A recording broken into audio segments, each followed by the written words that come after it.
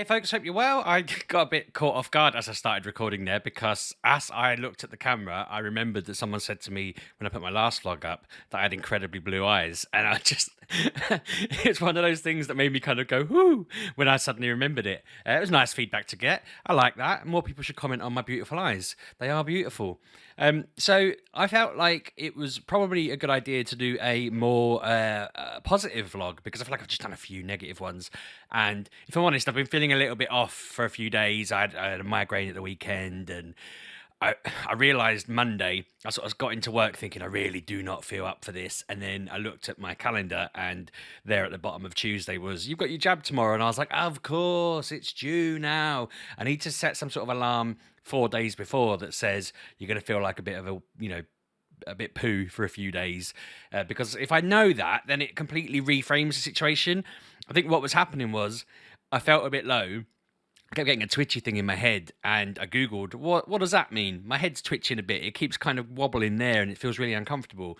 And it was like, oh, you might be feeling a little bit stressed, or you might be dying of this, or this, or you might be about to die completely. And I'm like, okay, so it's probably the stress, right? But telling someone who's stressed that they may have 50 other things and it's the weekend, so I can't ask for help, I was just like, now I'm more stressed. Now, not only am I tired, but I'm stressed.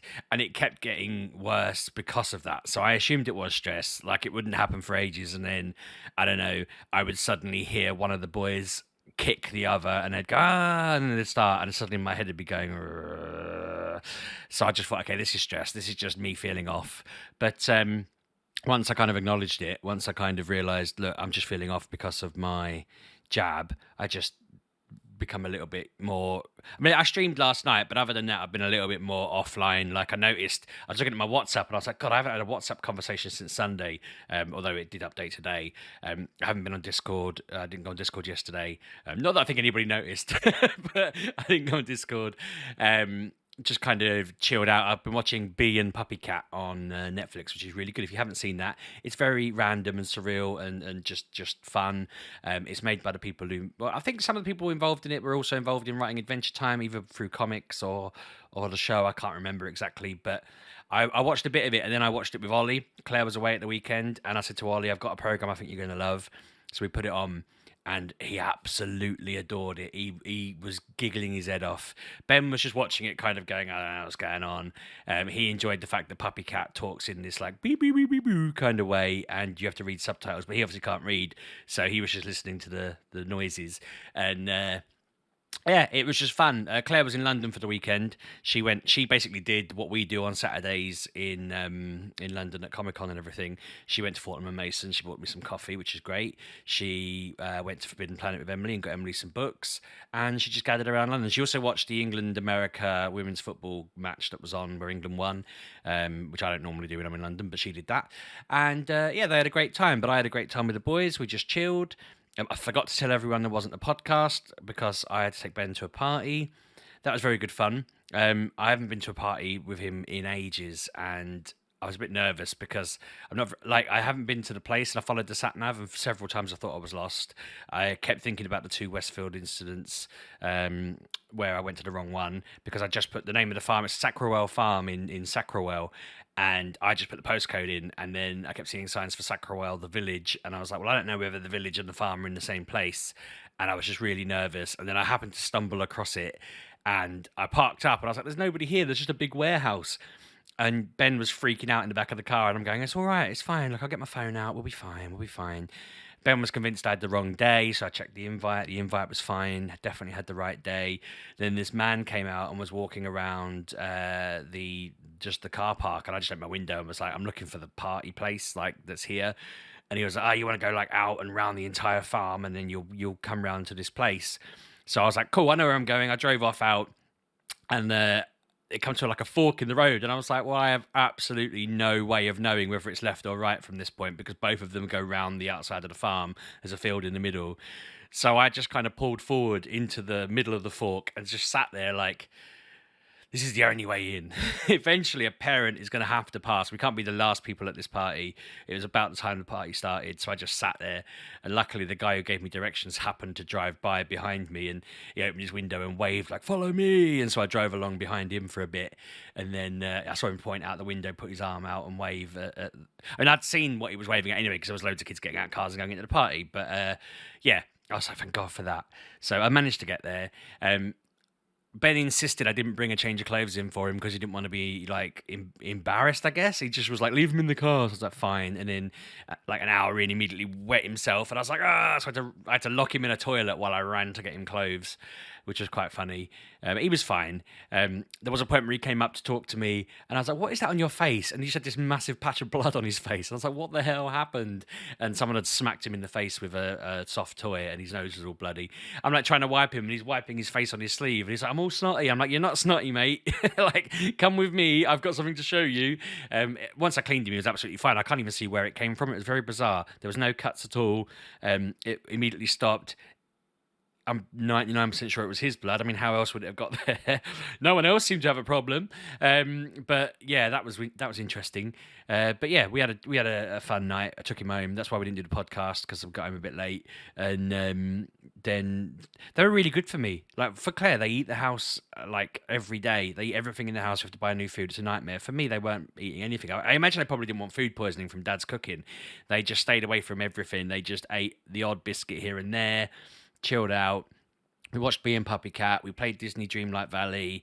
I basically told them it was bedtime, and they went to bed. Like, they just listened. It was bizarro world.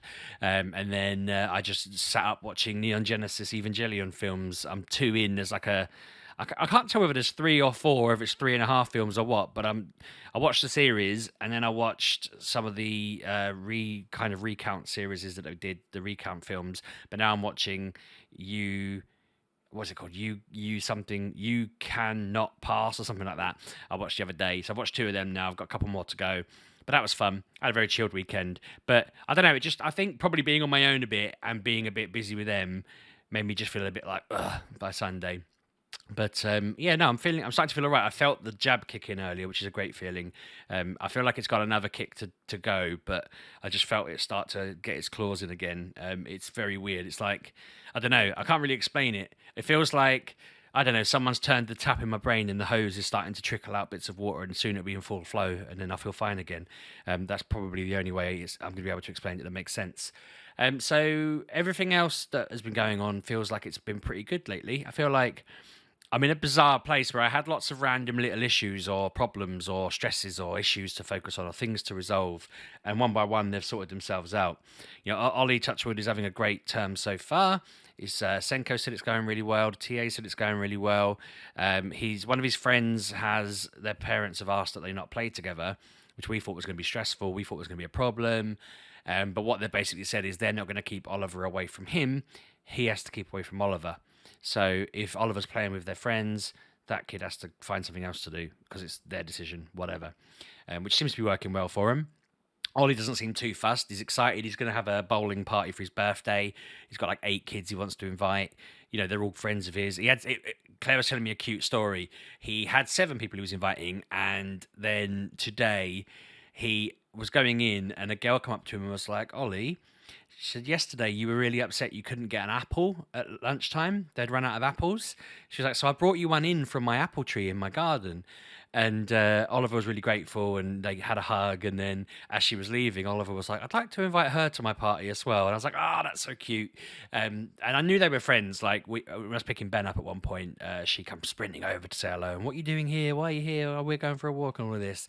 So, yeah, she's been in his class since the beginning, and they've always been good friends. They've always been delighted to see each other. And I remember dropping Oliver off one term, and she was running around playing Tig with him in the playground. So it's nice to see that people really like him in the class, and they think of him, and you know, they get when he gets upset about things. It's not a bad thing, you know. So that felt nice, and that's been really good. Ben seems to be doing fine. It's weird. I've not had any complaints about Ben or anything like that. There's not been any issues at school as far as we're aware. He's just a little bit behind on reading and things like that. But a kid in the party was like, "Ben's really naughty at school sometimes," and Ben's face was just like. And I remember getting that with Ollie, to be fair, and I imagine that kid's thinking of one incident. But I asked Ben about it, and he was like, "Someone hit me, and I hit them, and we got told." And I was like, "Yeah, it's quite normal. I'm not going to fret. I do feel like Ben gives off a lot of vibes of there may be a process in his future.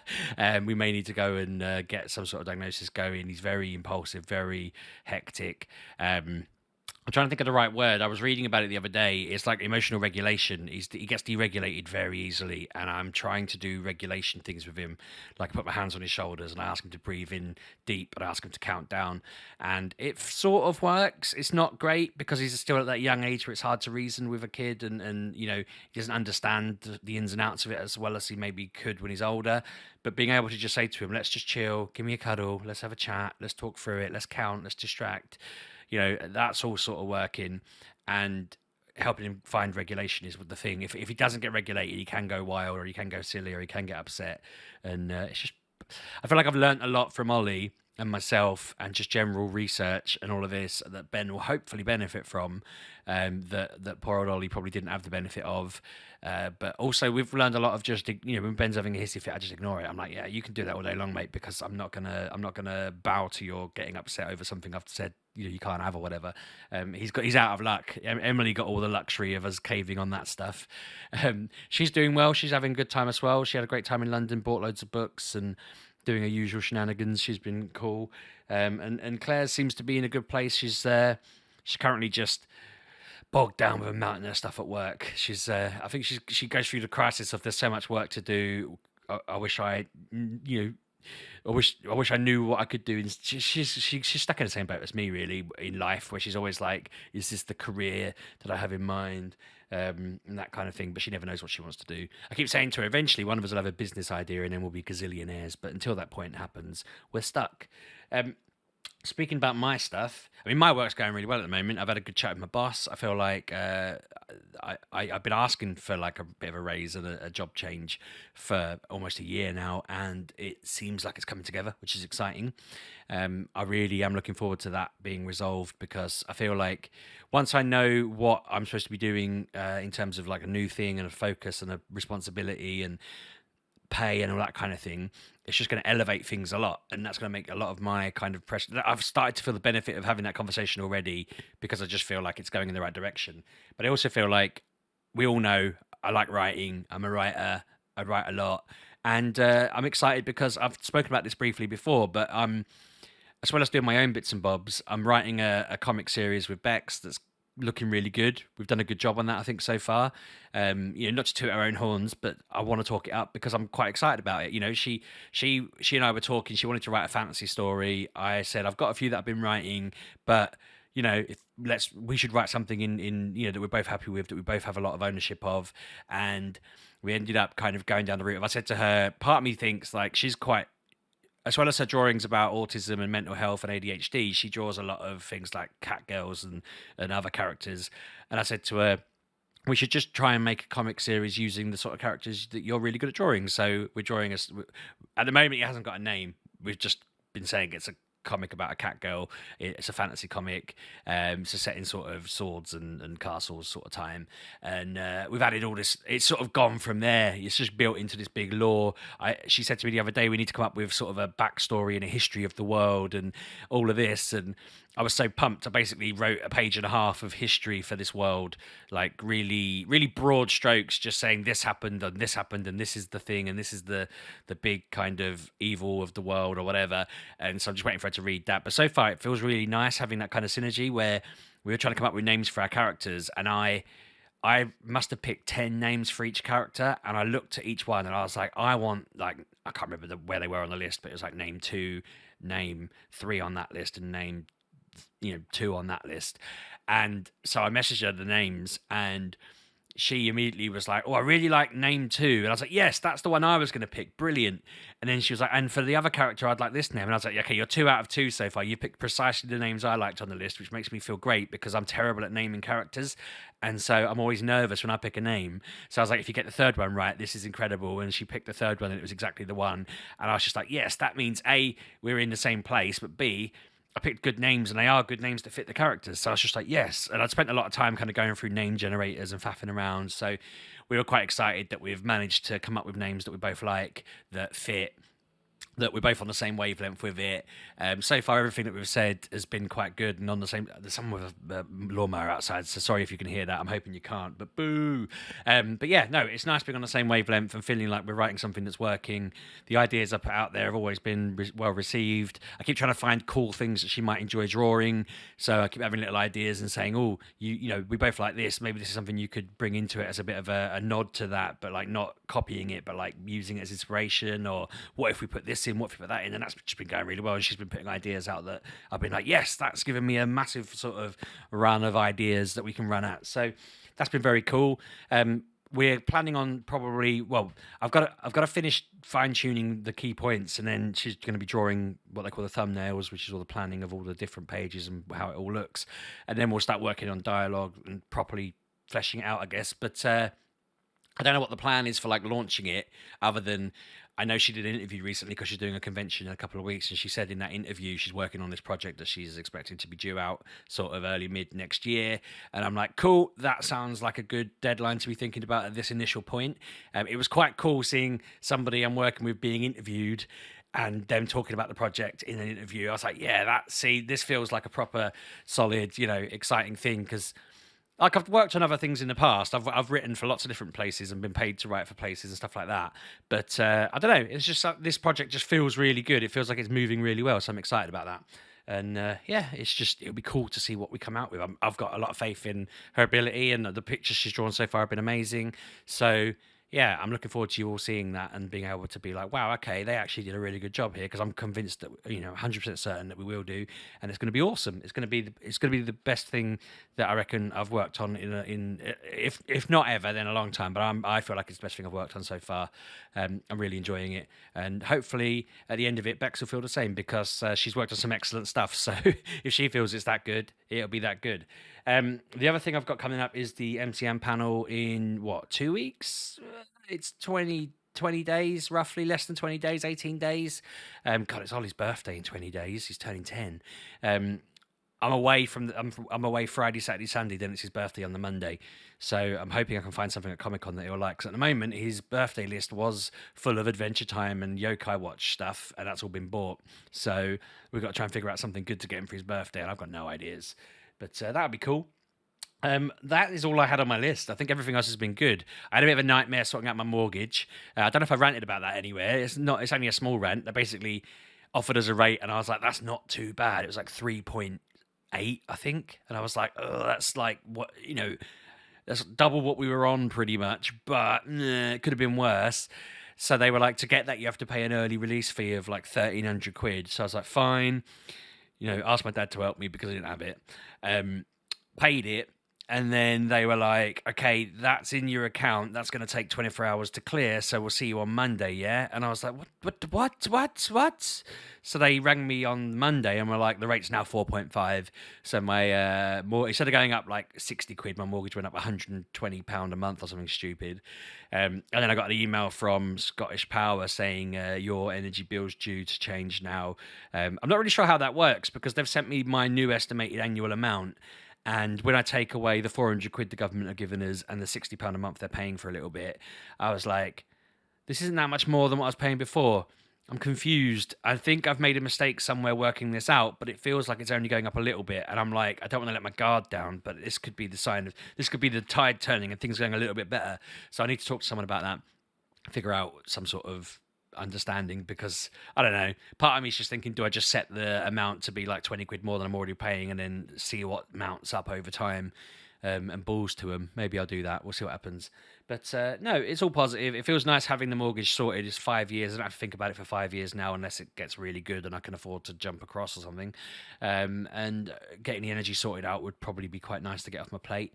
And then it's just waiting around. I've got a heart scan on Thursday. I don't know if I talked about this on the vlog either, actually, but I rang the doctor in the end about the ADHD diagnosis, and he was really receptive. He was basically just like, all right, yeah, cool, okay. He was like, I have to go through this form.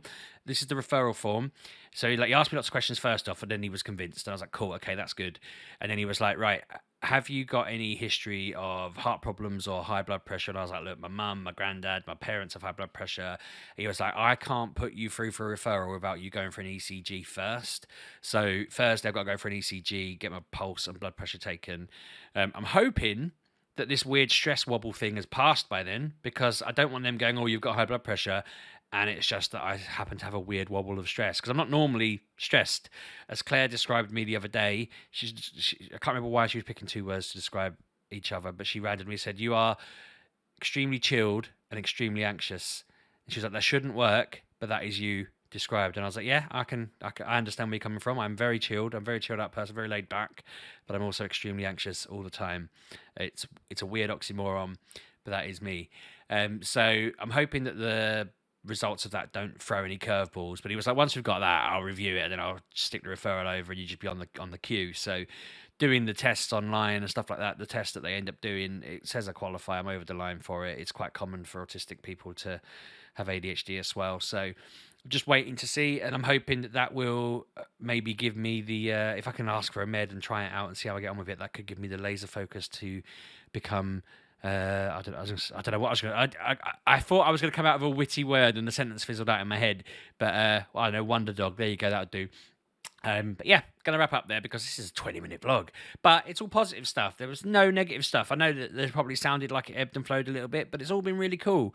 I feel like things are going really well, and I'm very pleased with Ollie's progress. And yeah, it's just good times. It's cool, and that's what we want. So yeah, hopefully I'll be less flaky on all my recordings and streams and stuffs in future. But I think we're doing all right. We're on it. It's all good. Let's see where we go. Hope you're all well. Let me know how you're getting on in the comments. Let me know how you're getting on. Make sure you like and subscribe. All that stuff as usual. Let me know if you watched all the way through, because YouTube keeps telling me that people keep dipping out halfway through. And I'm like, it's really hard to know whether that's everyone or the average or what it is. I don't know. But anyway, it popped into my head. So yeah, hope you're all well. See you all soon. Thanks for watching. Bye-bye.